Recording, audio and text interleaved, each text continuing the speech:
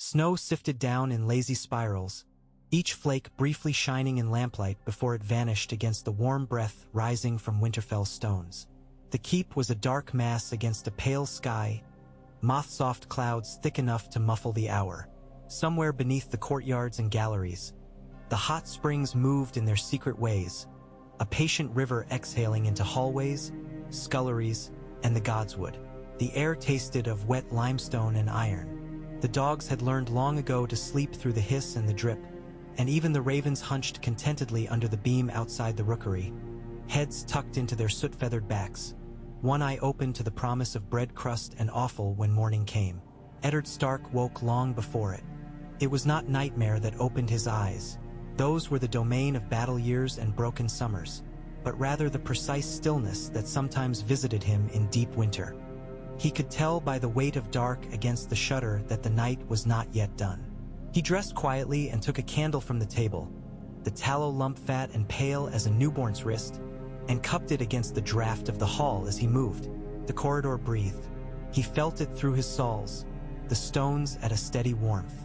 When he stopped at the landing that jutted over the back courtyard, he saw the steam lifting from trough and gutter as though the castle were a sleeping beast, its nostrils flaring. He tightened his cloak. He had always found comfort in the constant heat, but in the past weeks there had been more of it. Luwin had told him he imagined things. The old man's chain clinked as he shook his head, counting metals as reassurance. Black iron against gold, yellow brass ringing on pale silver, each link forged for knowing this or that. "Stone remembers differently than men, my lord," Luwin had said, and smiled as if that solved anything. Eddard set the candle in an iron dish at the godswood gate and passed under the carved heartwood face. Its red tears crusted brown where frost caught them. The godswood had kept its own weather since long before any Stark traced a finger on an oath.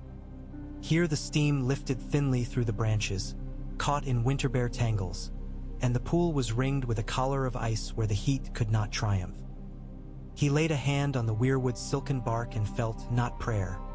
He had never been a man to dress his thoughts in words to be heard, but the steady hush of being watched by something older than snow. When he turned to leave, he thought he heard a sound from beneath the earth, as if someone were rolling barrels along a distant corridor. It fell quiet when his feet touched the path. He told himself it was the springs pushing new channels through old stone. He told himself it was only a memory of the mills grinding, the wheels frozen now under ice.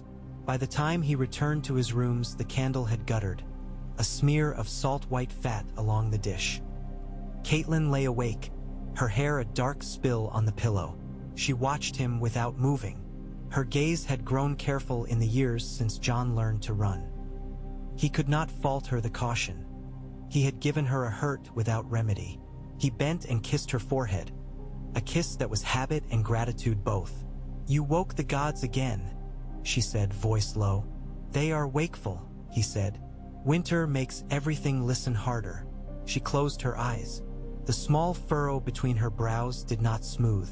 Past her shoulder the sky paled by a fraction, more a suggestion than a change. He lay beside her and felt sleep hover and skirt and finally give up the game. Dawn came without his help, a gray seepage along the walls, the cry of a raven on the rookery beam like a piece of slate scratched with a nail. The castle woke in the old order. The kitchen's thin song of kettles beginning, the clank of a pail against the well's lip, the scuff of boys running errands to prove themselves useful in a place where usefulness was the same as love. The yard filled with the grunts of practice, Robb and Theon hammering dull steel against wood and against each other's pride while Ser Roderick watched through his mustaches. Bran ran 3 times around the yard before Jon caught him by the collar and put him on the packed snow for wrestling. Rickon appeared when there was bread to steal and vanished when there was water to carry. Sansa, prim as a lady should be, carried her needlework out into pale light and arranged it on her lap like a promise she would keep. Arya had the expression she wore when she was about to do exactly what she had been told not to do, which Catelyn recognized without needing to look. She said Arya's name, a single warning bell, and Arya's spine straightened like a cat's tail before she slouched away in a shambling parody of resignation. It would have fooled anyone who did not know her. Jon did not eat with them. He came late to the kitchen, a ridge of sweat salt drying on his forehead from drills with the old master-at-arms no one else bothered to remember by his full title. He watched the boys in the yard as he chewed, and though he had almost learned to swallow envy along with porridge, the taste of it did not fade. Ghost gray light made everything honest. He had found ways to be useful too. When the ravens balked at the weather, they would come for him. When a gate needed coaxing, he knew where to push so it remembered its hinge. His hands carried more blisters than pride, and yet when he turned, the kitchen lass, Marin with the missing tooth and a laugh like spilled pepper, grinned at him as if any day, any hour, he might surprise himself into good fortune. He smiled back, but it cost him. The day progressed with the intricate, friendly inevitability of a song played often. Eddard met with men upon whose words fields rose and fell, bread multiplied or thinned. He wrote letters with Luwin standing by, the old man murmuring dates and harvest records as if he were speaking to the Inkitsy. LF. There were the Senites' accounts and the snowplow repairs and the quiet dread folded into every mention of the wall, put away quickly like something not fit for table. When he could, Eddard walked. He liked to see boots wearing good paths where no man sunk to his knees. He liked to hear a woman's voice snapping boys into work as effectively as any whip. Winter was worst where people forgot themselves into fear. Winterfell would not. In early afternoon Arya slipped away from her needlework and from Septa Mordane's lecture. She had never understood why the names of long-dead kings mattered so very much that a person should have to repeat them until her tongue went numb, when the living wanted feeding and the dogs wanted running and the wind wanted chasing. She moved quickly, but not with the jerky hurry that drew eyes. She had learned to be wind-colored. Snow had its own sound, a tiny scream when you stepped on it, so she found places already trodden. Eventually the corridors emptied into the stairs that dove under the castle like the throat of a well.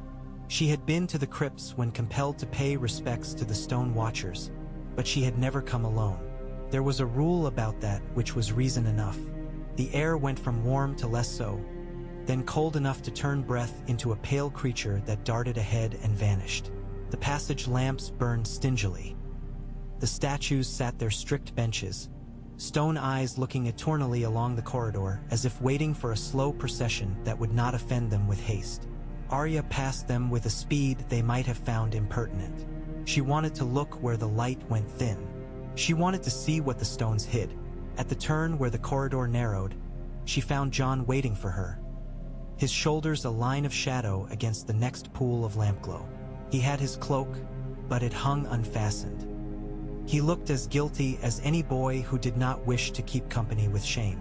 "You shouldn't be down here," he said softly, which made them both grin. He had a candle and an apple he had stolen from somewhere, probably before breakfast. "Did you hear it?" Arya asked. "Hear what?" "The rolling." She cocked her head, as if she could find the sound again by angling an ear like a fox. "Last night, like barrels." Jon shrugged. "Everything moves when you think it won't. That's the rule of the world. Dogs drag their chains and copper kettles pop their lids. You just don't usually listen when it happens." "Something's moving," Arya said. She felt the certainty as if it were a small, unignorable stone in her boot. "Let's look." He would have said no. He was good at no, at being dutiful when no one else could bear it. But there was something in the air, some thin silver wire drawn tight from now to later, humming, and he nodded instead, as if he had been the one to think of it. They passed the carved faces of kings who had not known bread and knives, only meat and teeth and the right to take as they pleased. When Arya glanced back, she felt the particular bravery that only comes from having already been too far down to go sensibly back. The corridor sloped, a slow admission toward the deepest crypts. There was a place where the stones changed, as though the wall had been patched by a mason who had married into the family and did not share the blood's way with hammers. Arya touched the seam. It was warmer there. Jon saw her palm flatten and, because he had not been born to call shadows by their names, because he belonged to the borderland between things, he pressed his own hand over hers. They stood very still. The seam breathed a little. Moisture pimpled at the hair along his wrist. "It's the springs," Jon said, and then, because it felt like a lie. Maybe not only. She put her ear to the stone and the world went soft. She heard water threading, quietly as a needle through cloth.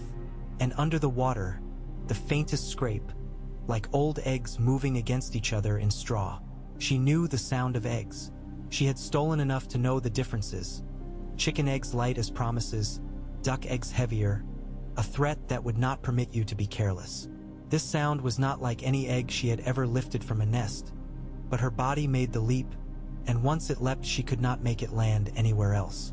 She stepped back before he did.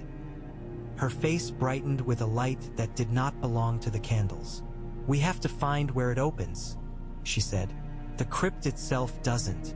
She was already moving, counting steps, sniffing the air as if it had flavors. It did. Here the cold carried limestone and old wool. There it carried damp earth. There it tasted of pennies of iron. She followed the iron. John's candle guttered and recovered. The wax made a small lake around the wick. He thought of Lewin's links, brass and pewter, copper and lead. He thought of old stories told by an old woman whose laughter had frightened them more than her tales, because she laughed the way someone might, looking over the shoulder of a lost child and seeing an empty road. He shook the thought away. At the end of the passage, a statue had fallen before Arya was born. No one had raised it.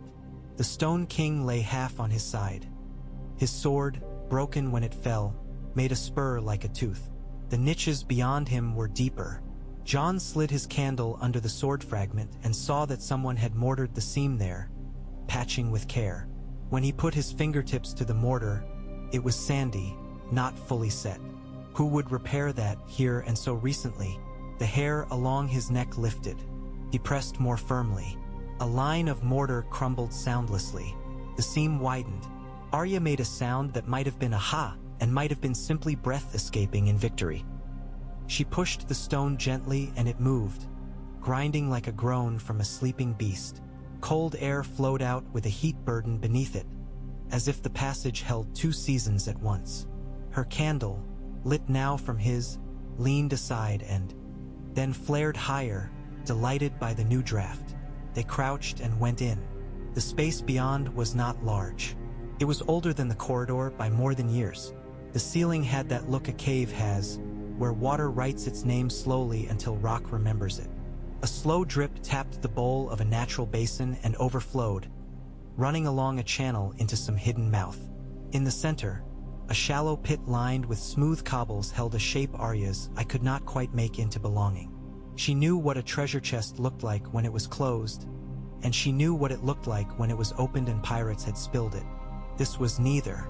It was a nest, the word arriving not by logic but by story, and inside it lay three things, each the length from her fingertips to her shoulder and as fat as a loaf. They were eggs the way a thunderhead is a cloud. The one nearest was so dark it drank light, but the black was not plain. It showed a sheen like oil on a puddle when you turned the candle. Between one shift and the next the dark surface green, then blue, then turned midnight again. The second was pale as bone shot through with gray, lines feathering up its curve like frost catching latticework. The third was not one color at all, but many small plates of charcoal, slate, smoke, as if several storms had overlapped and slept together. They were warm. Arya knew without touching, the way you know a kettle from the hiss it makes without looking at the flame. John did touch. He put his palm flat to the mottled egg whose colors could not decide themselves and felt. A life? Yes, but more than a singular life. A life that was also a place it had come from and a future it carried. He thought of the sea down at White Harbor he had seen once when he was small. How it had gone on so steadily you could not imagine its ending even as your eye met the curve of the world. He lifted his hand and the egg held his heat and returned it. Arya said, "We can't tell them." He was startled back into his usual gravity.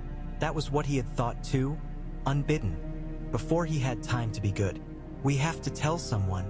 We can tell Father," she said, as if that were a compromise, as if she knew the precise shape of what he would choose, and was giving him the dignity of having chosen it himself. "Not Mother. She will be afraid for us and make it disappear." He wanted to argue, but he did not want these to disappear. He could not put words to the want, so he simply nodded.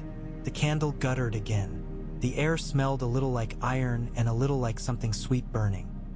He remembered old Nan's tale of the old kings, how some had married the cold and some had married the fire and none had escaped the duties marriage asks. He did not remember the endings clearly. He was thankful for that. They covered the eggs with a square of old sacking they found folded under a fallen block. The burlap was dusty and smelled faintly of horseradish and honey. When they left the chamber, Arya reseated the fallen piece of stone with a grunt that made Jon hide a smile. They came up from the crypts careful of their faces, schooling them into nothingness by sheer force of will. Still, Catelyn knew something as soon as she saw them. She had a gift for seeing trouble as it sat in the pocket of a child's coat before he knew he had picked it up. She did not say anything because Septa Mordane was there and Sansa, eager to please as bright ribbon. Catelyn kept silent because sometimes the dignity you give a child is the space in which she chooses to be true. That night, snow muttered against the shutters. In his bed, Eddard dreamed he was a boy who had never read a letter and his mother's voice was a sound he could not turn his head to catch. He woke once thinking he heard someone walking beneath the floor and sat up to listen. The castle breathed around him and through him. Catelyn shifted and murmured in her sleep, her hand seeking his even there. He lay down and counted the beats between drips somewhere in the walls. When he heard the third sound, soft, not a footfall, not a rat, he rose and lit a candle and dressed with a soldier's economy. He did not know where he meant to go until he was halfway there. He met Jon on the stairs. The boy held a candle and nothing else. His hair was a tangle as if his bed had been a thicket. He looked guilty again, but beneath the guilt there was a look Eddard recognized with a throb that surprised him, the way unexpected music can cause an ache. He had seen that look in a mirror long ago when he had first been taken to the crypts and thought himself braver than he was. "You should be in bed," he said. He kept his voice gentle. Jon ducked his head. "There's something," Jon said, and then stopped, as if something in the air forbade words. He lifted his candle. Eddard nodded, resigned to being guided by a son he could not claim. They went down together, the old way the stones remembered. The stairs curved like thoughts trying to reach root. Twice Eddard paused and put his hand on the wall where warmth pulsed through seams in the stone. He had felt the keep do this in spring when the rains came hard and the springs swelled, but never before so deep and so certain. He felt the hair along his forearms stir. He had no name for the feeling. He did not need one to obey it. At the breached niche, Jon's candle wobbled. The small flame leaned forward, hungry and bright. Eddard smelled pepper on the air, and something green, as if a meadow had burned in a place where no meadow had ever been. Jon slid the stone free. Heat came through in a soft wave and stroked their faces. When Eddard bent under the lintel, a draft moved the hair across his brow. The little tucked-away chamber looked as it had looked to Arya, and also nothing like it. The eggs were no longer eggs in the simple way of breakfast. They had awakened to themselves. The dark one was a deeper dark now, mystery cloaked in midnight, and along its sea. MS light shivered and went out. The pale one was sweating, a ghost rain running over it and pooling at its base. The mottled, many-smoked one made a sound like a breath. Luwin would have had words for this, words pulled from the long strings of his chain, from old Valyrian accounts and northern songs. But Eddard Stark was not a man made of words. He stepped closer and lowered his candle so that light washed their curves. Inside the pale shell, something shifted. He heard it more than saw. "Fetch Luwin," Eddard said. Jon ran. Eddard set his candle in a little stain of wax and knelt. He reached out and put his palm to the dark egg. It answered his skin with a warmth that suggested intention. A hand brushed the back of his neck. He turned, absurdly expecting to see his mother, expecting to be steadied as if he had fallen and would be lifted and scolded in the same breath. There was only air and a drift of heart-quick memory. He looked back at the eggs. The pale one shivered. A hairline crack appeared, and along it glowed a light not like lampfire. His mouth went dry. He had seen a mare foal in such weather, blood steaming. The world narrowed to a wickering and the gush of something necessary and crude. He had never seen stone give birth. He wanted Luwin and also no one at all. He did not think to be afraid until Luwin's chain chimed behind him. The old man had not dressed. His robe was haphazard and his hair sat up as if he had been struck by a thought. Jon stood at his shoulder, eyes wide and hands empty. There was a wish in Jon's face, naked as infants are before clothing teaches them what to hide. Luwin's mouth opened and worked. He had many words. He found the right ones. "My lord, it seems the castle has decided to remember something it had set aside." "Not the castle," Eddard said, which made no immediate sense. Then the pale egg split along its flaw and what was inside pushed forward. An insistence given limb. Shell flaked and melted. The smell changed. Less pepper now, more blood and salt, and something scented the way iron is but sweeter. The thing's nose appeared first, a wedge like a knife. It pushed and the opening widened, and at last the creature spilled from containment, damp and furious and whistling. It was smaller than his forearm, and Eddard felt the ridiculous urge to gather it against his chest, as if it were a child born in a cold room.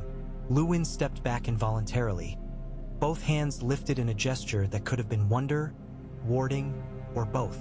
Jon took a step forward without seeming to decide to do so. The thing snapped at the air and the sound it made cut the room to precise edges. Eddard saw claws unfurl like exclamations.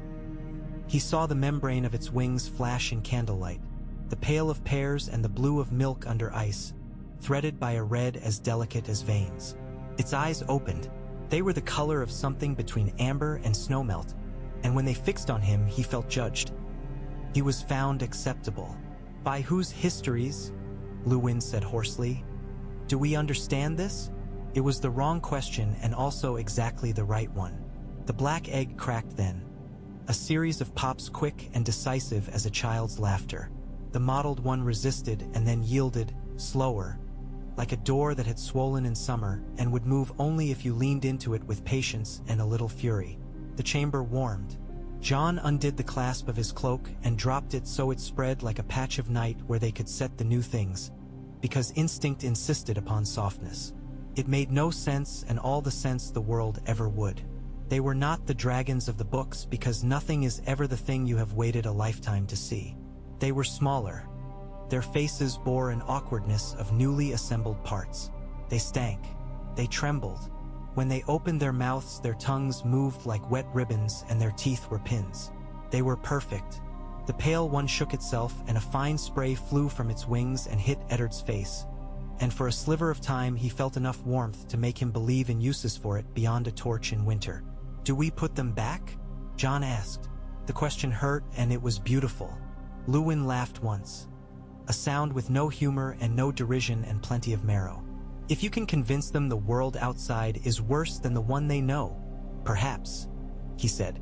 "But I would not recommend your fingers." They arranged themselves around the three, everything suddenly quieter than quiet. The new creatures made small sounds. As the minutes passed, those sounds became bolder, more themselves. The black hatchling, the darkest, with edges that flickered opal, was quicker to take up space. It tested the wrongness of standing and decided it preferred it. The mottled smoky one took longer to unfold. It blinked in a way that made it look as if it were remembering far past its own short life. The pale one, near white, silver where it was not white, retracted and extended its wing, took air into its throat and blew it out in a sound that was not flame but wanted to be. When it breathed on Eddard's hand, the hairs went crisp. "We cannot tell the king," Luwin said, so flatly that Eddard felt the weight and relief of being handed a truth that did not require argument. "We cannot tell the South. We cannot tell many of our own." Eddard rubbed at the damp on his jaw. It smelled of saffron and old coins. He looked at Jon, who was looking at the pale hatchling as if it had answered a question he had been asking since he was old enough to ask questions no one accepted. He would have to send a raven to the wall. He would have to speak with Ben-Jen. He would have to think like a boy at a winter pond test the ice. 1 foot, then testing, then another, never through, never plunging because you wanted the thrill more than you wanted to live. "They came to us," he said, "in our keeping, in our land. That's as much fact as we have. We keep the fact and do not perform it for an outie." Instead that would reduce it to a play and then riot to see the second act. Luwin nodded. His chain glinted, a dull light slipping from link to link like a mouse. If the gods meant to give the North a weapon, they wrapped it strangely, he murmured. And perhaps they mean to see whether we can resist a gift's flattery. Eddard reached a careful finger, the way he had once reached toward a hawk's back without startling it. He touched the jaw of the smoky hatchling. Stilled. There was a tremble in the touch, but it went both ways. "Do they eat?" he asked, practical all at once, grateful for the anchor of need. "Meat," Luwin said immediately, knowledge returning to him like a dog that remembers its master even after a long absence. "Small pieces at first. Warmed. If the old texts can be trusted. If not, we learn." John made the sound of a laugh before you deafened it with your chest. A little breath that had nowhere else to go. He stood and ran, as if he could outrun the need to be seen doing something wild and heartfelt.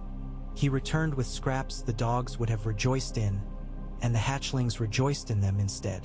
The black one snatched greedily and swallowed with a judder that made its entire body participate.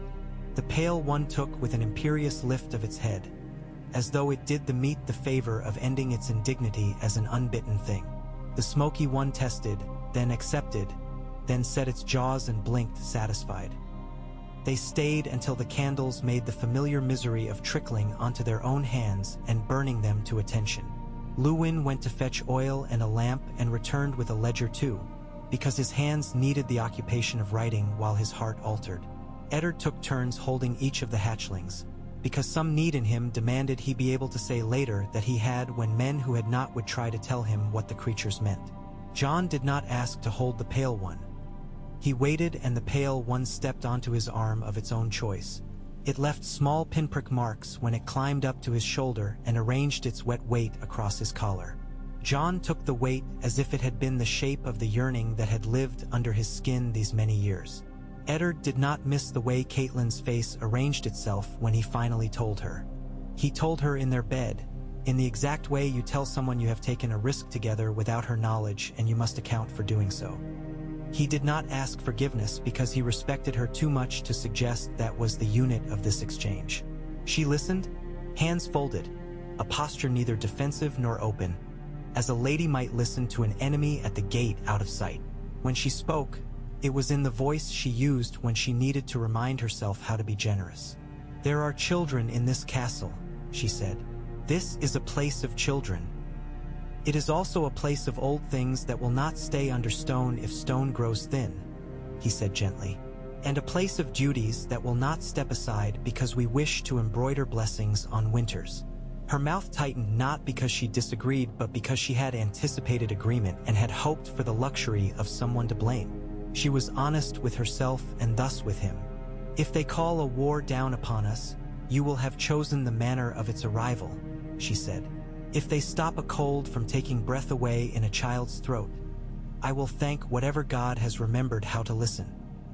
He did not tell her that when he had held the smoky one it had felt as though a door in him had swung inward on oiled hinges, showing a hallway he had not known belonged to his house. He did not tell her that when John had stood in the lamplight with the pale one nested along his shoulder he had felt a wash of sorrow so clean it made him almost giddy. Sorrow for the boy's faint hope that pains could decide to become weather instead of permanent ground. In the days that followed, the castle changed without telling itself it saw any difference. There were more trips to the cellars and fewer to the public yards. More drift-mended cloaks hung to dry before narrow fires. More late candles. The dogs developed the habit of lifting their heads just before any of the three creatures startled into voice. A small chitter or soft hiss that threaded through everything like a secret flute. The children became more diligent in all things because they had found something real to disobey with, and thus had no energy left for petty rebellions. Sansa sewed until her thumbs showed bright beads of blood along the pricked skin. She taught herself to keep her fingers steady anyway. She did not know what she was preparing for. She did it as proof she could keep a promise no one had asked her to make. The hatchlings grew as only hungry things grow. Luwin collected goats from the herdsmen who could spare them and chickens from the wives who could not, but gratefully parted with them anyway when murmured promises reached their ears about a thing that would keep worse hungers at bay. Eddard went himself to a small farm a morning's ride away and paid a man whose pride had once tasted hope and now tasted ashes. He paid with coin and with a look that said, "I am not asking, and that I will ask more of you later because I must." The man gave him 3 lambs and a rare half-smile that hoped for better. Arya liked the smoky one best because it seemed to find corners no one had taught it to see, and then sleep there as if it had gone to sea on purpose. She would search and find it tucked into the angle behind a water barrel, warm without respect for the barrel's wet, and she would slide down the wall and sit with her knee touching its side as if proximity alone made her brave. It liked to coil its tail around her wrist. When she laughed noiselessly at the tickle of that, it opened one eye in perfect accusation and then closed it again because she had not meant offense. When she fed it, she whispered to it the way one whispers to a spirited horse. Old comfort, old astringent bribe. Robb pretended not to care and then failed at pretending. He watched Ser Roderick's blade moving in the air and saw lines there. Lines he could teach the black hatchling to follow. He did not say this. He said, when he said anything, that the knowledge of anatomy made a better general because you know where a wound matters. The black hatchling delighted in wind corridors, in the updrafts that made its body remember what it had been born to remember. It would leap from a low wall and dither and then discover, every time, that air would hold as well as stone if you asked it the right way. Robb's face when he watched this was both boy and man, the bridge between them made more beautiful by how precariously it hung over luck. Theon swaggered and grinned and bet coin he did not have with boys who had half the sense he had and twice his luck. And then when no one was looking he sat close to the black one and stroked its neck with 2 fingers. It tolerated him as a ship tolerates a man at its rail. Nothing personal, merely weather. Sansa wanted to be kind to the Pale One and it made her imagine a future in which she had. And doing so made sweetness rise in her like spring sap. She brought it meat on a plate and sang to it songs from the riverlands she barely remembered. Old tunes about girls who married wind for the sake of escape and found they had wed a thing that left as easily as it came. The Pale One leaned its head into her palm but kept one eye on Jon. It had chosen, and Sansa learned without resentment the luxury of unselected love. She cried once, in a private place where the draft could freshen her face into normality before she went out. No one knew. She did not tell. Jon did not name the Pale One because he did not dare the presumption. The creature followed him when he went to the library, and when he went to the yard, and when he went to the tower where the wind screamed around the parapet and unbraided hair from any tidy arrangement. He slept with his hand over his chest because it had learned to tuck itself there, heat and weight and a heartbeat fast as hummingbirds in old summer days. He woke in the night when it woke and walked without shoes through corridors that knew him. He was careful not to be seen. Not because he was ashamed, but because he wanted for once to hold something without having it judged through the lens of his mother's absence. When the Pale One ate, it looked at him between bites in an absent way that made him think it knew him in 2 ways at once. As name and as heat, as mind and as meat, and that both made him real. Luwin, who had found his center in the familiar labor of making unfamiliar things manageable, read in the day and wrote at night. He lined up what he could. References in indifferent accounts of southern wars, a footnote in the diary of a woman who had married north and kept her own counsel, a badly copied stanza in a song that probably meant sex if you were a fool and rebirth if you weren't. He noted the way the hatchling's appetite moved in waves and the way their growth did not plot on any chart he might draw. Too fast here, slower there, with spurts that seemed to answer an order the air gave rather than anything meat could predict. He listened to the castle and realized, belatedly, that Eddard had been right. The keep did not make this happen. It was merely an instrument that could bear such music being played. Old Nan, no one remembered if that was her name or simply what necessity had named her, came near the undercellar stairs one afternoon, her basket of mending old enough to be a story itself. She narrowed one eye and turned her head the way a crow does when you pretend you do not see it. She sniffed and found something she recognized not as a fact she could point to but as familiarity. She cackled then, and shook her head as if at an obstinate child. When Arya passed with a folded cloth that hid something to loaned, old Nan caught her wrist. Her hand was bird-light and absolute. "Mind your bargains," Nan said, and then, as if that were insufficiently vivid, "Every bite you feed anything with a name binds it to your table and binds you to its hunger. You never eat alone again." Arya pulled free gently and did not stop to be frightened until later. Then she was frightened and proud because it was a fear worth having. First snow deepened to daily labor. Men shoveled and came in with faces stung raw, and women rubbed their ears to make them flush again, and fires declared their own seasons. 2 raven calls from the wall arrived a week apart, each with words that tried to be prudent and broke their neutrality by how they bristled. There were more dead walkers among the trees than there had been. There were more tracks that did not melt. Benjen wrote discreetly and with affection disguised as habit.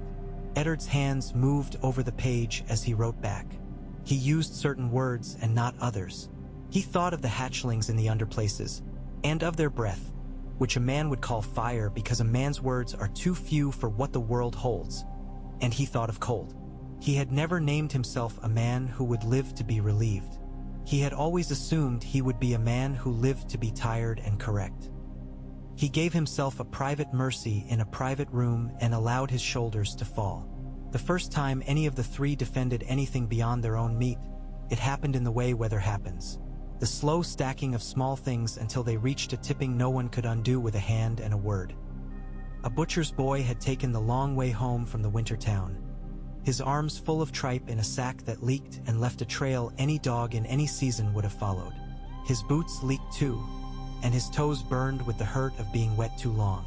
Near the old tumble of wall that had been an outbuilding a lifetime ago, he saw a man standing with his head at a wrong angle and thought, foolishly, for the space of an intake of breath, that the man had slept badly in bad weather and needed help. The man's eyes were like milk under ice.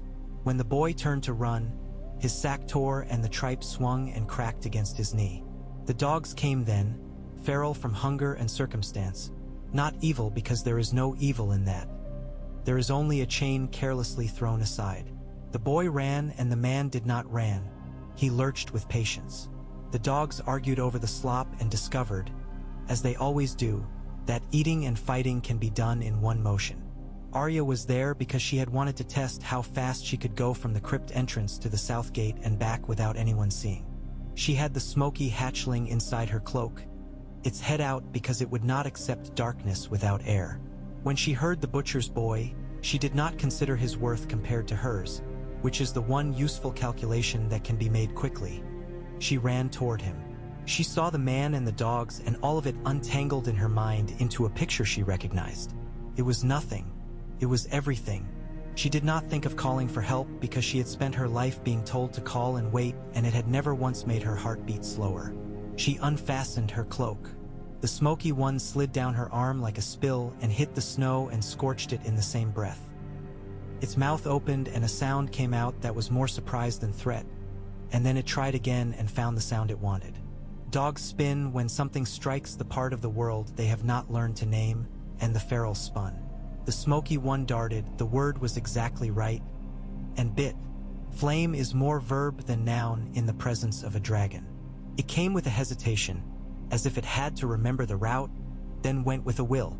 The dogs yelped and fled, and then came again because hunger is a rhythm old as bone. The smoky one stood over the boy and made the air around it mean something. The man who was not a man lurched forward and Arya felt cold under her clothes and hot at her face, and she knew, in a way that would not tell itself in sentences, that if you burned him, a part of him would remember he had once believed in breathing. She did not have a torch. She had red gloves Caitlin had made her wear. She took them off and put them on the smoky one the way a child dresses a doll, and laughed once in embarrassment at herself for doing a foolish thing and then did it harder. She lifted her hands toward its mouth and sang words she had heard Sansa sing in a prettier voice about warm kitchens and sugared plums and spiced wine. The smoky one put out a breath, and it was not the great wash of Storyfire.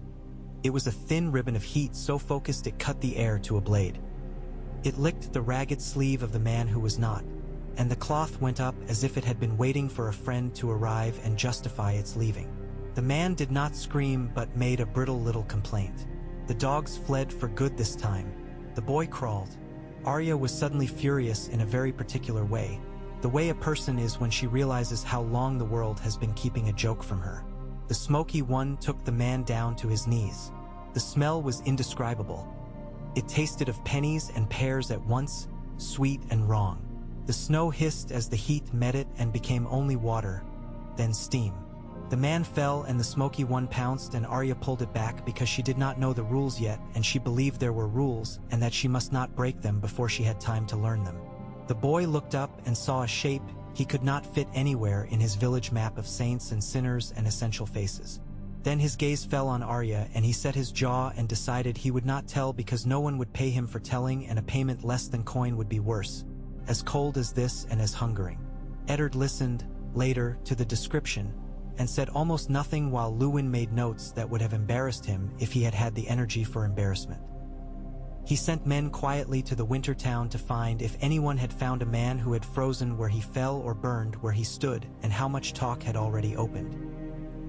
He placed a hand on Arya's head roughly, and then smoothed her hair because roughness had betrayed him into saying more tenderness than words could have. "Do not touch your gloves too," he began, and then stopped, because he heard himself, and because there was no knot that would save them where they had arrived. He dreamed that night of snow burning and of water catching light like fish.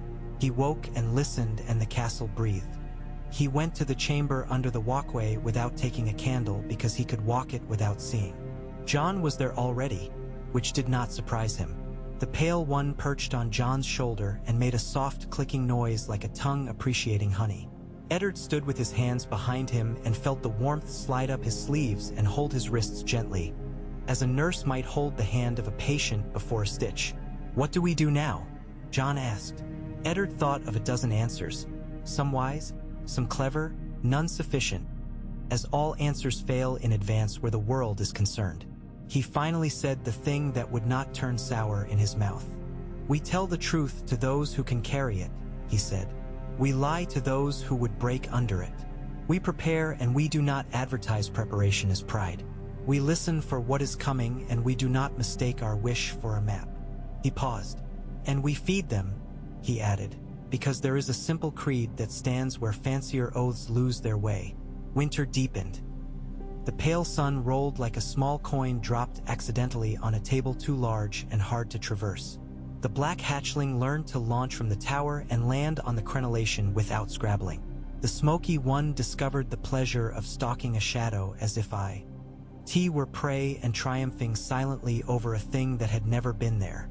The pale one took to circling above the godswood, its exhalation veiling the face of the heart tree in steam so that it looked as if the weirwood were enjoying a pipe. Old Nan approved, quietly, by bringing a strip of salted fish to Jon without comment and tapping him with a finger when he began, foolishly, to thank her. The kitchens adjusted in the way women's work always adjusts, so deftly that no man sees the labor. And there was less offal for dogs and more broth for those who woke at night with chests tight and lungs brined with phlegm. The dogs grew polite, which is to say wary of what they could not name or eat or dominate. A raven came down out of a sky that promised nothing and kept its word. It bore Benjen's thin handwriting, tidy as discipline. There had been 3 men who had walked away from themselves and stumbled toward the wall because the wall has gravity in winter. 1 had been burned before he reached it. 1 had been found and dispatched, and the 3rd had never arrived. Tracks wandered when they should have ended. The birds did not chatter as they ought to chatter in trees that carry secrets. Benjen made no recommendations. He was too old in the ways that matter to confuse his brother with a subordinate who needed telling rather than trust. He wrote, and Eddard read, and the new facts found their own places before any man decided where to put them. He went to the crypts again, not because there was anything to do there that he had not done, but because he had to be reminded that the old kings sat with their undone swords and their stone wolves at their boots, and that even such certainty as stone affords ends where the living begin. He spoke no words at the statues. He did not think of his father except as you think of the steady and unpretending force that taught you to stand. He thought of his children, each of them a country he would never fully map, and then sharply of Jon in the way a man thinks about a shadow that is not his shadow and yet seems the only proof he has that he has mass when he moves through the world. When he came back above ground, the air in the courtyard had that blue-edged brightness it gets at afternoon, where even snow thinks it can be crystal if given half a chance. The pale one spiraled like a falling leaf and landed on Jon's bracer. It stretched its neck and made a sound that, if you were fanciful, which Eddard permitted himself to be for perhaps a full half-beat, sounded exactly like a question. "Yes," he said to it without thinking. "Yes, then." It was a reply to more than it had asked. He felt foolish and not at all ashamed. Catelyn watched from the covered walkway. She watched Eddard watching the creature, and she watched the creature watching Jon, and she watched the way Sansa stood with her chin up as if height were a virtue, and how Arya watched with her mouth a little open, too honest by half for a lady and so very useful for anything that was not a wedding. Her mind flicked through futures like a woman flipping through lengths of cloth in a market, testing the hand of them. None of them were the garment she had imagined for herself when she had set out from a green and gentle place with a ring on her finger and a head full of instructive proverbs. She thought of letters to be written and to be burned, of septas to be dismissed or retained, of the right amount of fear to teach in children who now had a reason to adopt fierceness as a fashion. She thought of the king and of his queen and of her little lordling son and of the way rumor moves faster than any horse. She felt the particular strength that comes upon a woman when she knows she must hold the wall of a room up with her back because the right men are away and the wrong men are near. When night fell that day, the steam from the springs rose visible as breath in the moonlight and seemed to tangle in the bare branches. The tree in the gods would watched everything, stern and not unkind. The wind wheeled like a flock of cautious birds. The three creatures that had not existed long enough to be bored slept under different roofs. Pale on a straw-stuffed pallet in Jon's room because it insisted, Smokey tucked under the bench in Arya's alcove with its tail looped around one of her thin ankles, and Black on a ledge above a brazier where men kept tools warm enough to be welcomed by hands. The keep stones kept their steady heart. In his bed, Eddard lay on his side and did not sleep at once. Catelyn slept. He did not resent her for going first. He lay and remembered how, when he had been a boy, he had thought winters lasted precisely as long as a boy could be patient, and that summer came when you learned to give up wanting it. He considered what he had wanted and given up and what had come anyway. He considered the eggs cracked and the mustering of warmth and the dog's yelp and the way the pale one had climbed Jon like a man climbing a ladder he trusted and the way the smoky one had hissed at the butcher's boy's fear and shamed him into laughter and survival. Somewhere outside, a raven muttered in its sleep. In the deep hall, Luwin turned over a page and his chain whickered softly like wind in winter grass. Arya kicked and the smoky one's tail tightened, then loosened of its own accord, as if it knew how to let go. Sansa dreamed of tasting sugar she had set aside and woke with her mouth full of nothing sweet and felt cheated briefly, and then not at all because outside the window the pale one cried once, a sound that braided possibility into the air and made it strong. Robb, flat on his back, lay with his arms crossed behind his head and counted the ways a creature can fall and rise again. Bran woke and sat in his bed and saw, stark in his mind as if it had been painted in white on black stone, the pale curve of a hill and a line of people walking along its crown with lanterns that made brief gold in the night, and he felt a tug.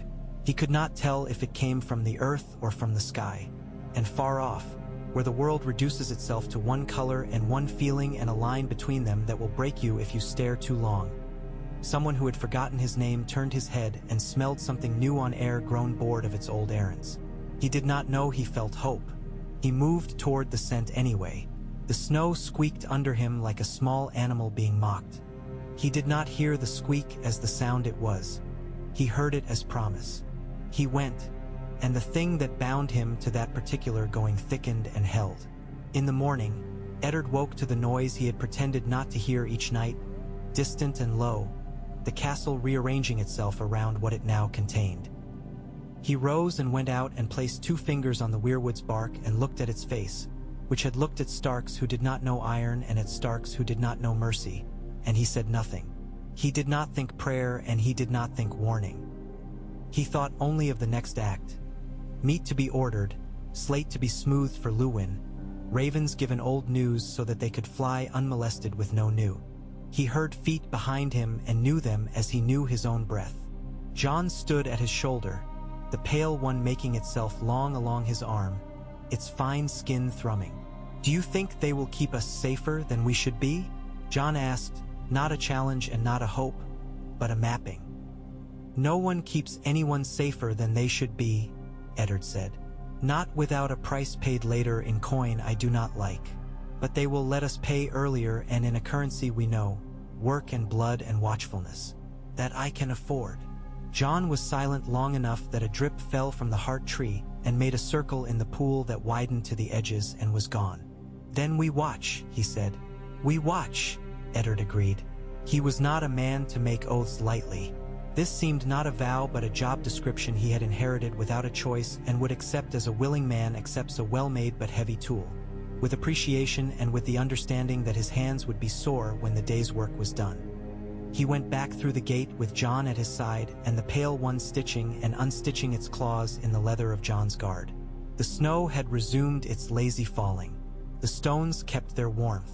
Somewhere beneath, where once there had been only memory and water, 3 small hearts beat in curious time with the keeps, and if you pressed your ear to the floor at the right moment, when the corridor was empty and the breath of the castle rose in a long sigh, you could hear a new cadence in the old song, a deeper note, a promise that could as easily be a warning, anything alive and honest being both until the hour requires it to choose.